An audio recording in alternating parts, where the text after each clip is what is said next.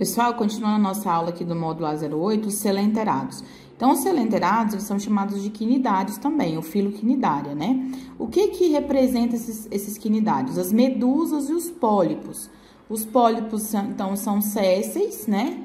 E as medusas, elas não são sésseis, então, elas são de vida livre, tá? Esses animais, eles são carnívoros, isso mesmo. A maioria deles são carnívoros, se alimentam de animais menores, tá? E eles têm algumas células responsáveis pela proteção também, diferente dos poríferos, que são as células, né, chamadas de quinidócitos, que são células de defesa, na qual elas possuem aqui, tipo um acúlio, tá? Parecido com um espinho também, no qual serve de proteção para esses animais e ela fica na parte da ectoderme desse animal. Então, lembrando que os quinidários, eles são animais diblásticos no desenvolvimento dele, então eles formam três camadas, né? Então, a gente tem a ectoderme, que é o que vai gerar a epiderme desse animal, a mesoderme e a endoderme, tá? Então, eles têm tentáculos também, que justamente auxiliam para a captura de presas. A parte de cima desse animal é a boca, né? E aqui a gente tem um exemplo do quê? De um pólipo, né? A medusa, ela é essa forma aqui, só que é como se fosse, né? De forma oval e ela é de vida livre, não é séssil. Tá, então aqui, pessoal, eu fiz aqui um esquema pra gente ver mais ou menos como que é esses animais. Então, a gente tem aqui a gastroderme, que é parte da ectoderme, aonde tem células bem próximas, porque são células de proteção também, né, onde tem inervações e tudo mais. Possuem as glândulas também, porque esses animais secretam enzimas para digestão desses outros animais que eles se alimentam.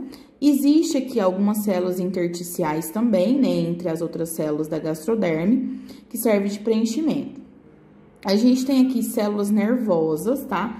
Essas células nervosas, elas estão numa região chamada mesogleia, ou seja, que foi originada pela mesoderme. Essas células nervosas, elas passam todo o sistema nervoso desse animal e elas se estendem também para a parte aqui da epiderme, tá?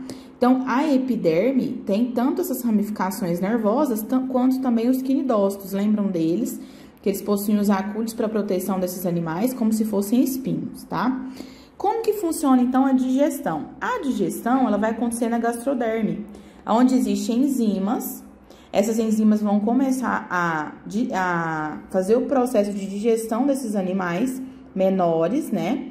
E aí, posteriormente, é absorvido e as células da endoderme começam a absorver mais ainda esses animais e formar digestão.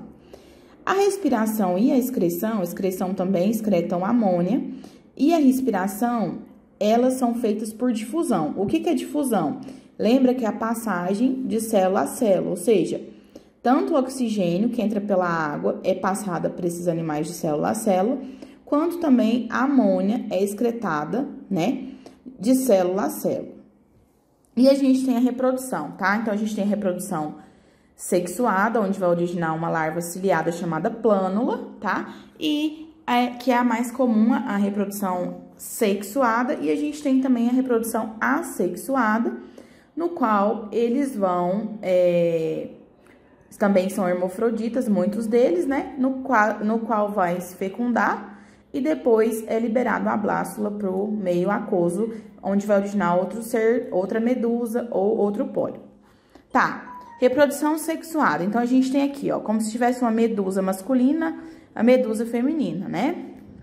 Então, o macho libera o espermatozoide na água.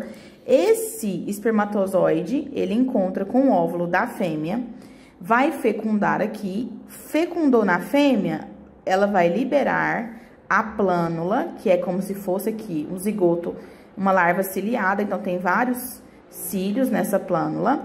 Essa plânula vai achar um local, mesmo que seja medusa, mas ela vai achar um local séssil para se fixar, formando a sífistoma. Essa sífistoma é como se fosse a medusa jovem, né? Onde ela vai aqui ter divisões celulares. Posteriormente, vai formar a estrabilização, que a gente chama, ainda séssil, ela ainda tá séssil, fixadinha, vai formar a estabilização, que é o quê? A divisão aqui dos folhetos embrionários, né? Onde vai ter a diferenciação das células. Posteriormente, essas esfiras, que são chamadas na estabilização, é liberada na água, vão aumentar de tamanho e se desenvolver e formar, então, a medusa adulta, tá? Pessoal, então, eu quero deixar para vocês aí também uma pesquisa, que é a classificação dos quinidários. Eu quero que vocês façam uma pesquisa para essa classificação dos quinidários, e aí a gente coloca no Classroom e a gente vai discutir isso na próxima aula, tá bom? Um abraço.